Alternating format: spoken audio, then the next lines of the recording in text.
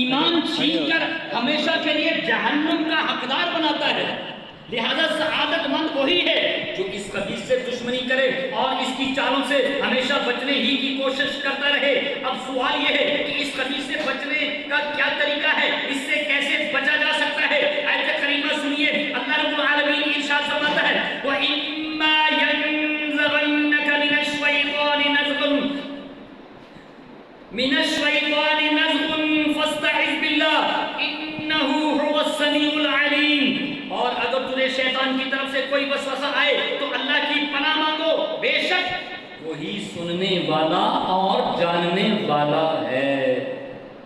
یعنی اے انسان، اگر شیطان تجھے وسوسہ دلائے، اللہ پاک کی نافرمانی پر ابھارے، تو اس کے شر سے بچنے کے لیے اللہ پاک کی پناہ مانگ، رب کریم کے حضور التجائیں کر، بے شک وہ تیری دعاؤں اور التجاؤں کو سننے والا، تیرے حال کو جاننے والا ہے۔ حضرت جنید بغدادی رحمۃ اللہ تعالی علیہ بہت بڑے بزرگ ہوئے ہیں، آپ فرماتے ہیں ایک رات میں نے خواب دیکھا، کیا دیکھتا ہوں؟ شیطان اپنے سارے کپڑے اتارے ہوئے ہے اور انسانوں کے ساتھ کھیل رہا ہے۔ میں نے پوچھا اے بے شرم، تجھے حیا نہیں آتی؟ کپڑے اتار کر لوگوں کے سامنے آتا ہے۔ شیطان بولا اے جنید، تم انہیں انسان سمجھتے ہو، اگر یہ انسان ہوتے تو میرے جنگل میں کیوں پھنستے؟ میں نے کہا تیرے نزدیک حقیقی انسان کون ہے؟ بولا شیراز کی جامع مسجد میں 3 لوگ ہیں، انہوں نے میرا جینا دشوار کر رکھا ہے اور مجھے کمزور کر دیا۔ جنید بغدادی فرماتے ہیں کہ میری آنکھ کھلی، میں شیراز کی جامع مسجد میں پہنچا، وہاں واقعی 3 بزرگ موجود تھے۔ انہوں نے مجھے دیکھ کر فرمایا اے جنید، ہر کسی کی بات پر یقین کر لیتے ہو؟ فرماتے ہیں میں بیٹھ گیا۔ ان بزرگوں نے فرمایا جنید جان لو، جس نے شیطان مردود سے اللہ کی پناہ چاہی وہ مضبوط دین پر جم گیا۔ مزید فرمایا یاد رکھو شیطان راہ دین کا ڈاکو ہے، جب تم اللہ پاک کی پناہ چاہو گے تو وہ تم سے دور بھاگے گا اور ڈاکہ نہیں ڈال سکے گا۔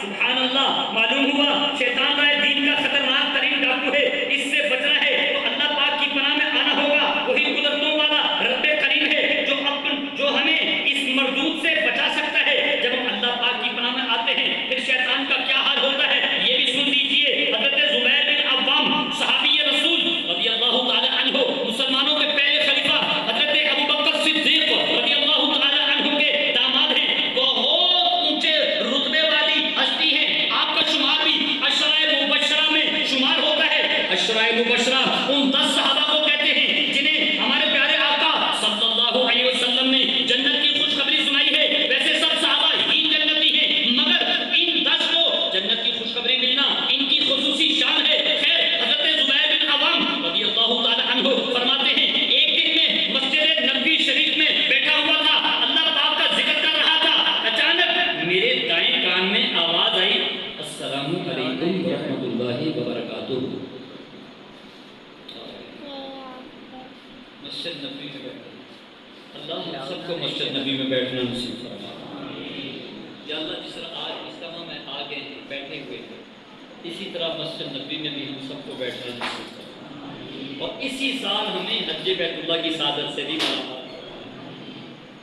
میں نے منہ پھیر کر دیکھا، حضرت زبیر بن عوام رضی اللہ تعالیٰ عنہ، میں منہ پھیر کر دیکھا وہاں کوئی بھی نہیں تھا۔ مجھے ذرا خوف سا آیا کہ سلام کس نے کیا ہے۔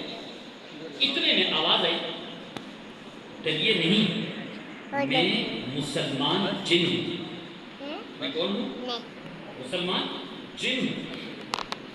ایک سوال پوچھنے حاضر ہوا ہوں۔ میں پوچھو کیا پوچھنے؟ جن بولا میں شیطان کی مجلس میں تھا، شیطان اپنے لشکر کا جائزہ لے رہا تھا، اتنے میں وہاں ایک شیطانی چیلا لایا گیا، اس کا رنگ کالا سیاہ، حالت بھی بڑی بری، شیطانوں میں اس سے برے حال والا کوئی بھی نہیں۔ شیطان نے سوچا تمہارا یہ حال کس نے کیا ہے، اور جس شخص پر میں نے تمہیں مسلط کیا تھا اس کا کیا بنا؟ وہ چیلا بولا اس شخص پر میں قابو نہیں پا سکا۔